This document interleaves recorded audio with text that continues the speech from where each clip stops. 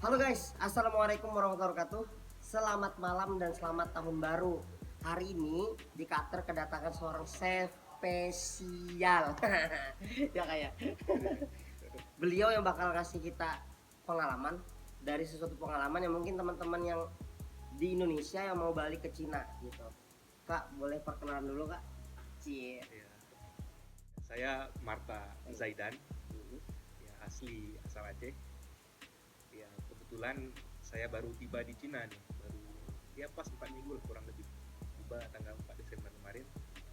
Kebetulan insya Allah ditugaskan di kampus Nanjing University Oh. di Xianlin ya. Ini sebenarnya program transfer staff dari Helsinki University Hmm. dengan Nanjing University. Jadi kebetulan Helsinki University dengan Nanjing ini ada semacam kerjasama untuk exchange research staff lah. Jadi saya kesini ditugaskan sama Helsinki University selama 2 tahun lah insya Allah nanti untuk bekerja di sini. Ya pada awalnya rencananya saya di sini maksudnya nggak permanen juga karena ibaratnya di sini 70%, di Helsinki 30%. Jadi ya insya Allah jadi saya stay di sini lah sebagai ya. Oke, itu perkenalan dari Kak Marta. Jadi Kak Marta ini dari Finland kayak? Iya, saya di Finland ya. Menetap di sana sudah 5,5 tahun. Wah, 5,5 tahun. Ya. Beliau punya istri, Kak Suci. Tuh beliau tuh, saya lagi di luar, lagi beli makanan. Ada anak beliau juga, Nacita sama Fatima. Aku sini juga sama Intan. Nih orang-orang lagi lewat. Jadi kita di sini pengen ngobrolin nih, Kak. Anak-anak tuh banyak nanya, kok yang dari luar Cina bisa nyampe ke sini gitu. Nah, kita mau nanya dulu nih, Kak. Kalau apa prosedur bisa nyampe ke sini tuh gimana gitu? Dari misalnya prosedur visa, lalu lagi karantinanya kayak gimana aja gitu. Gimana tuh, Kak? Jadi sebenarnya saya nggak tahu ya. Sebenarnya yang saya tahu semasa corona ini, awalnya kan corona di Cina, tapi saya bukan baru tahu, saya mengerti di Cina ini corona paling aman sekarang. Salah satu negara yang paling sukses mengatasi permasalahan penyebaran pandemi corona. Betul. Tapi saya baru tahu ternyata banyak mahasiswa bukan cuma dari Indonesia tapi termasuk dari negara lain yang belum bisa balik ke Cina yang waktu keluar waktu masa pandemi kemarin. Betul. Saya tahunya awalnya dari semacam grup Facebook yang ada Nanjing Expat tahu. Oh iya betul. Jadi di situ banyak orang-orang nanya yang dari luar Cina, mahasiswa asing, dia tanya kapan saya bisa balik Cina. Dari situ saya mulai ngeh, oh ternyata banyak mahasiswa asing belum diizinkan kembali ke Cina. Betul banget. Jadi kasus saya nggak, waktu saya tanya ke mereka, saya nggak bertanya, malah mereka mempersiapkan invitation letter dari pihak Nanjing University. Mungkin karena status saya sebenarnya bukan mahasiswa. Karena seperti saya ceritakan di awal, saya datang di sini sebagai pertukaran staff. Jadi saya di sini posisinya sebagai semacam research associate professor dari pihak Helsinki University kirim ke sini untuk bekerja di sini. Jadi mungkin karena itu bisa dibuat special invitation letter mungkin ya. Terus segala sesuatunya ada sekretaris yang mempersiapkan semuanya sehingga alhamdulillah semuanya semua sampai sekarang. Iya, jadi setelah invitation letter dapat, memang banyak persiapan semacam documentation yang itu masih saya persiapkan di Helsinki ya, di Finlandia. Jadi semacam surat-surat harus dilegalisir dan segala macam. Jadi sama seperti di Indonesia mungkin legalisirnya butuh tempat semacam di Kemenkumham, Deplu dan seterusnya. Di sana juga sama prosedurnya, ada di notaris, di Kemenlu di Finlandia, dan kemudian di terakhir di kedutaan besar Cina di Helsinki sama. Jadi setelah dokumen-dokumen itu dilegalisir, saya serahkan semua ke sini. Setelah mereka oke, baru mereka kasih invitation letter. Invitation letter itu kemudian bisa kita pakai untuk apply visa. Jadi di Cina ini ternyata sedikit berbeda dengan sebagian besar negara yang pernah saya tinggal. Seperti di Amerika atau di Inggris sebelumnya. Jadi kalau di negara itu waktu kita persiapkan visa itu sudah sekalian resident permit. Betul. Di Cina ini ternyata saya baru tahu ada entry visa dulu yang berlaku 3 bulan.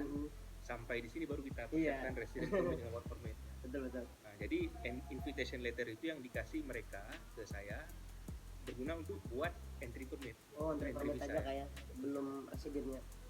Tapi di sana cukup smooth prosesnya, cuma sekitar 2-3 hari selesai visanya di grant.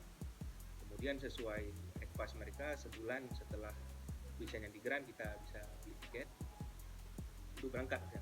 Beli tiket ketika mereka announce itu boleh berangkat, baru kita beli tiket. Kemudian sebulan setelah kita visanya diisu kita berangkat dari Helsinki. Tapi cukup rumit memang, harus diakuin. Untuk masuk Cina memang peraturannya sangat strict. Dari kedutaan sendiri mereka bilang peraturannya berubah setiap saat, sulit sekali. Iya sih. Itu tantangan terbesar. Jadi kita waktu itu rumah sudah kita terminate kontrak, apartemen di sana, mobil sudah kita jual, barang-barang sudah kita kosongkan. Jadi resiko terbesar waktu kita masih di sana, ini cerita masih di Helsinki. Masih di Finland kayak. Masih di Finland. Resiko terbesar waktu itu adalah kalau kita gagal tes corona, karena persyaratan masuk sini harus ada tes corona 48 jam sebelum departure, sebelum keberangkatan. Jadi kita harus negatif semua lah, tes corona dan antibody test. Jadi 48 jam sebelum.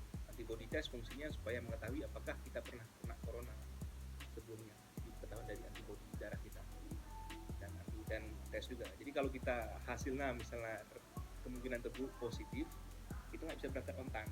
Yang pertama. Yang kedua, entry visa bakal expire. Oh iya ya, 3 bulan. 3 bulan. Karena kita butuh recovery sekitar 2-3 minggu, bisa udah resiko. Yang ketiga resikonya kita apartemen sudah kita terminate, kita in between tinggal di R&B for 4 days, 3-4 hari. Itu resiko terbesar. Jadi memang jauh-jauh hari sebelum keberangkatan saya sudah komunikasi dengan pimpinan saya di Helsinki University. Kata dia, kamu usahakan aja berangkat ke sana, kalau ada apa-apa kita tanggung jawab semua. Nggak worry, kata dia. Saya biasa protect semua karyawan kita, orang-orang saya protect semua. Jadi setelah itu saya tenang, akhirnya saya ikut aja, alhamdulillah semuanya negatif. Result negatif, saya berangkat. Nah, tapi setelah keluar hasil negatif itu juga masih ada tantangan. Hasil negatif dari COVID-19 itu dengan antibody test itu perlu kita submit ke kedutaan besar Cina di sana. Kemudian mereka harus ngasih approval. Ribet ya? Ribet. Dan yang paling susah sebenarnya, yang bukan paling susah, salah satu yang membuat rumit juga, dia tidak boleh tes di tempat, tidak boleh tes di tempat semacam rumah sakit umum atau fasilitas yang disediakan pemerintah Finlandia yang biasanya free. Tapi mereka mewajibkan tes tempat private. Wow. Dan di sana itu per orangnya hampir 400 euro. Wah, kita kali 4, 1.600 euro. Waduh, murah banget. Tapi saya bilang itu bos saya nggak mau bayar nih. Biasanya di normal pandemi kita ini bukan responsibility kita. Akhirnya dia bilang dia tanggung jawab semua, termasuk tiket pesawat dan semuanya dia cover. Alhamdulillah. Dan alhamdulillah kita negatif. Kita submit semua dokumen ke embassy. Kemudian mereka juga approve semua. Tapi yang paling menegangkan ceritanya di airport. Di airport Shanghai. Di airport masih di Helsinki. Oh, masih di Finland. Saya termasuk orang well prepare. Biasanya saya tiba di airport kalau international flight itu sekitar 3-4 jam sebelum departure udah di airport. Kalau ada dokumen jauh-jauh hari sudah siap semuanya. Tapi waktu itu saya sudah telepon embassy Cina sekitar 2-3 kali untuk memastikan ini sudah oke kata mereka. Dan waktu itu saya telepon Finns Air juga, maskapai yang bawa saya ke sini, Finns Air. Saya telepon mereka, terus mereka bilang syaratnya ini. Terakhir saya confirm ke embassy lagi, dia bilang itu nggak perlu. Nah, tapi begitu di airport ternyata butuh ada sebuah semacam apa istilahnya itu electronic health declaration form. Oh, anggapannya kalau di sini Chiangkang mau mungkin ya. Nah, jadi ada health declaration form harus dideclare electronically. Iya. Selain form yang kita submit ke embassy. Jadi harus ada semacam dua barcode yang kita perlu tunjukkan ke Finns Air supaya kita bisa boarding to the aircraft. Itu saya nggak buat waktu itu, satu itu. Kemudian staff di sana bilang, oh nggak bisa nih katanya, kamu kurang satu katanya. Kamu masih bisa ada waktu buat di airport kan, nggak lama katanya. Saya bersikeras nggak bisa sesuai embassy ini. Saya bilang saya telepon embassy, mereka masih berkeras wajib. Udahlah saya buat. Rupanya lumayan juga karena kita nggak familiar sama WeChat. Isi dari WeChat, kita baru install WeChat. WeChat ini kelihatan simple tapi kompleks. Dia lebih kompleks pada WhatsApp. Dia bisa macam-macam, payment segala macam. Iya, bisa payment, lalu bisa ada apa namanya nih, games atau lagi aplikasi kecil juga dalamnya. Iya. Ternyata ya saya baru tahu WeChat itu kompleks. Memang makan size-nya besar juga, hampir 2 GB. Dari situ isi pelan-pelan, akhirnya saya give up, akhirnya saya isi dari laptop. Saya cenderung tradisional, masih Iya. suka laptop, saya anti mobile phone sebenarnya. Akhirnya saya isi, alhamdulillah selesai. Pas kita mau ke gate itu rupanya orang udah pada boarding, tungguin kita aja. Wah. Jadi kalau Irul denger cerita itu emang ribet ya. Ribet. Tapi karena emang ada sesuatu juga, Kak Marta ini orang penting. Dia secara tidak langsung itu lumayan mudah lah anggapannya gitu. Jadi kalau Irul ngeliat juga kayaknya teman-teman misalnya dari Indo misalnya datang ke sini itu kayak sulit banget deh. Ya, apalagi denger juga kakak tadi ceritakan waktu kita makan tuh karantina beberapa kali di tempat-tempat yang berbeda. Iya, iya. Ya, jadi sebenarnya ya sih itu baru sampai Helsinki. Setelah kita boarding aircraft, berangkat, itu di dalam pesawat juga diperiksa suhu. Jadi sampai di Shanghai, alhamdulillah, karena itu yang disarankan juga sama pihak Nanjing University dan juga Helsinki University, jangan ambil flight yang nggak direct ke Cina. Karena kalau kita ambil pesawat yang transit somewhere, itu kita wajib tes lagi di transit point. Ingetin tuh, jangan yang transit. Karena resikonya pertama di tempat transit ada kemungkinan terpapar virus, kemudian kita stranded di sana, atau kemungkinan terburuk juga ada kemungkinan flight cancellation. Sekarang kan dynamic, contohnya sekarang Cina tutup flight ke UK dan sebaliknya. Jadi ada kemungkinan semacam itu, tiba-tiba kan nggak pernah tahu kita sekarang, apapun bisa terjadi. Jadi mereka sarankan ambil flight yang direct ke China, dan alhamdulillah dari Finland banyak ke China. Saya cerita tadi sebelum corona time tiap hari ada ke Beijing, ke Shanghai, ke Nanjing 2 kali seminggu. Jadi walaupun sekarang sudah banyak berkurang tapi masih ada. Iya. Nah, jadi alhamdulillah direct flight, ada periksa suhu sampai di Shanghai Airport. Itu salah satu yang kita impress sebenarnya. Bagaimana Chinese government dia well prepared kan. Iya, benar. Tadi karena mungkin mereka punya pengalaman dalam menangani SARS segala macam. Dan mungkin karena di sini sistem pemerintahannya jadi semuanya satu suara. Jadi apa yang kata pemerintah, mereka tahu ya, mereka tahu ini beneficial untuk community, untuk safety semua masyarakat, jadi mereka ikutin. Jadi mereka well prepared di sini. Begitu keluar pesawat udah ada staff yang nunggu dengan apa istilahnya pakaian APD di Indonesia. Iya, betul. Kalau saya bilang astronot. Kita juga astronot kayaknya manggilnya. Jadi semuanya di sana di screening ulang, Iya. diperiksa corona lagi di sana begitu sampai. Karena walaupun kita sudah tes corona di kota sana tadi di Helsinki, tapi dalam 48 jam itu kan masih ada kemungkinan terpapar. Atau dalam pesawat pun masih bisa ada orang lain yang dari mana random. Jadi di sana dites ulang lagi, kemudian setelah itu kita dijemput sama staf pemerintah yang menangani inilah, dijemput dibawa ke hotel untuk karantina di sana selama. Jadi di sana dikasih opsi, kalau kita di Shanghai boleh stay di hotel 2 minggu, kemudian kita bebas. Atau kalau kita tinggal di provinsi-provinsi sekitar Shanghai, itu sudah ada kerjasama. Misalnya kita di Nanjing dengan Jiangsu Province, kerjasama, misalnya 3 hari di Shanghai, 11 hari di Nanjing, atau lengkap 14 hari di Shanghai, terserah kita, tinggal kasih tahu mereka. Ya, tapi kekurangannya tentu saja kita nggak ada freedom untuk pilih hotel. Kita ikut aja kebetulan yang mana, ikut aja. Tapi alhamdulillah hotelnya bagus-bagus. Kalau menurut saya sekitar bintang 3 mungkin ada dikasih. Dan bagus ya. Di Shanghai 3 hari. Di sana setiap hari 2 kali diperiksa suhu. Malamnya ditelepon dokter, apa kabar, baik semuanya. Setelah itu mungkin karena mereka sudah dapat hasil tes yang di airport, jadi kalau kita negatif di airport, mereka nggak begitu worried kita nggak. Kemudian setelah 3 hari di Shanghai, again dikumpulin semua. Jadi orang-orang yang ke Nanjing kumpulin ke Nanjing, yang di Jiangsu, ke tempat-tempat lain di Jiangsu Province dipindahkan dengan berbagai macam bus. Jadi kemarin sampai sini tuh pakai kereta atau pakai bus, Kak? Pakai bus, masih pemerintah yang organize. Jadi semuanya itu sama-sama gitu ya? Sama-sama. Jadi di hotel itu pertama yang semuanya sampai di Shanghai, yang mau ke Jiangsu Province dikumpulin di hotel.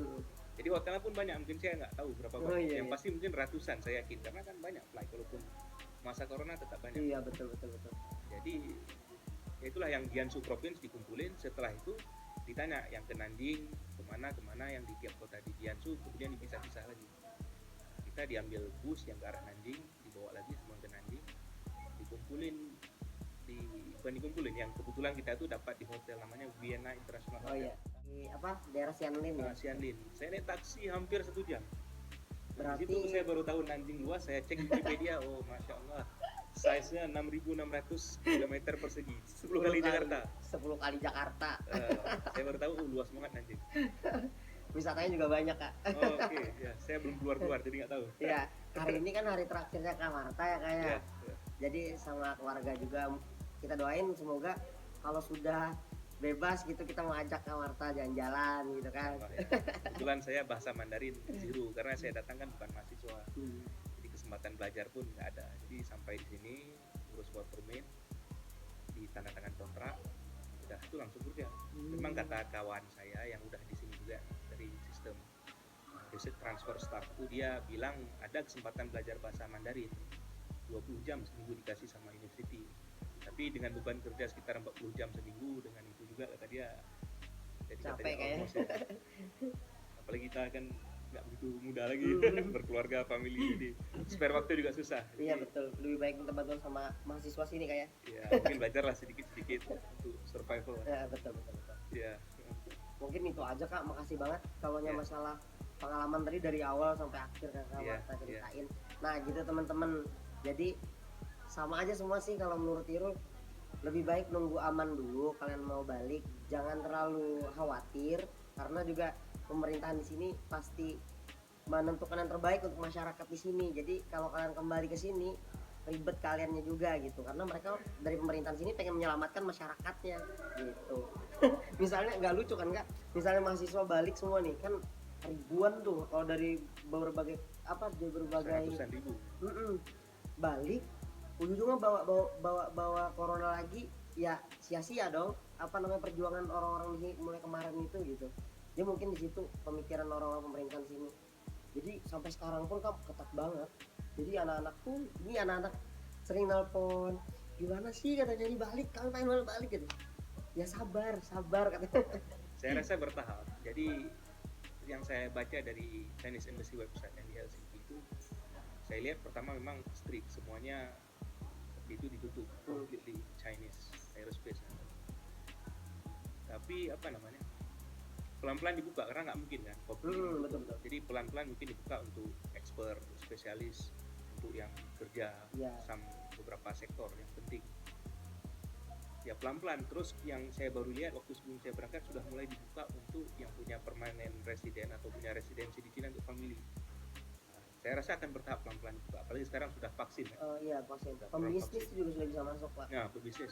Kemarin ada beberapa yang dari pembisnis datang udah gitu, tapi kan ya tetap kalau mahasiswa kan banyak kalian online aja dulu. Butuh bertahap, saya rasa bertahap. Iya. Tapi mudah-mudahan sebelum summer lah tahun depan. Ya amin lah, amin ya. Susah Dia juga. lulus, anak-anak balik. Oke, makasih Kak Marta ya. Ya, sama-sama. Makasih juga sudah datang mengunjungi kita jauh-jauh di Sianlin. Keluarga baru guys di Nanjing, jangan lupa loh ya, ini Kak Marta loh ya. Yeah. Sama keluarga beliau nanti kita ajak kalau ketemu di Sapa gitu Kak Marta. Oke, terima kasih teman-teman semuanya sudah nonton. Yeah. Semoga bermanfaat dan jangan nanya-nanya lagi. Oke, wassalamualaikum warahmatullahi wabarakatuh. Bye. Oke, Fatimah. Ketahuan dong di foto, please hidup. Maaf. 2, 1. Cik, mukanya lihat Cik, mukanya. Dadah. Dadah guys. Dadah guys. Dadah. Kak Marta dadah. Kak Suci, Najita malu-malu ya. Bye.